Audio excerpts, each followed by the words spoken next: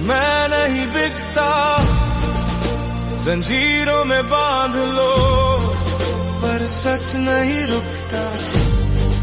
मैं इमरान हूँ, मैं इमरान हूँ, मैं नहीं बिकता, जंजीरों में बांध लो, पर सच नहीं रुकता।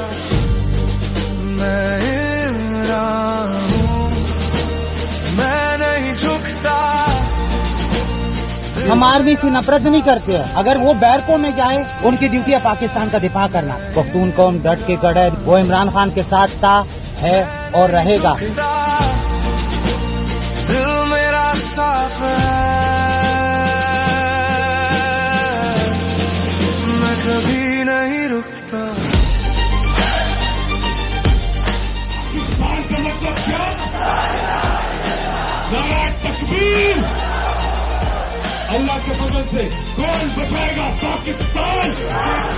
का शेर था, काम का रहबर, सियासत की राहों में।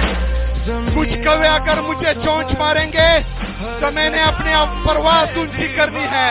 मैंने कौवे से नहीं लड़ना, हमने अपना फोकस अपने मकसद पर रखना है, और ये सियासी कौवे हमारा कुछ नहीं बिगाड़ सकते इंशाअल्लाह ताला। दर्द भी है, अरमान भी, रात भी है, ईमान भी, लंबी सही है काली रात पर सुबह का वादा था। इसका, उसका, उसकी, ये सब क्या है? तुम ना क्यों रही है?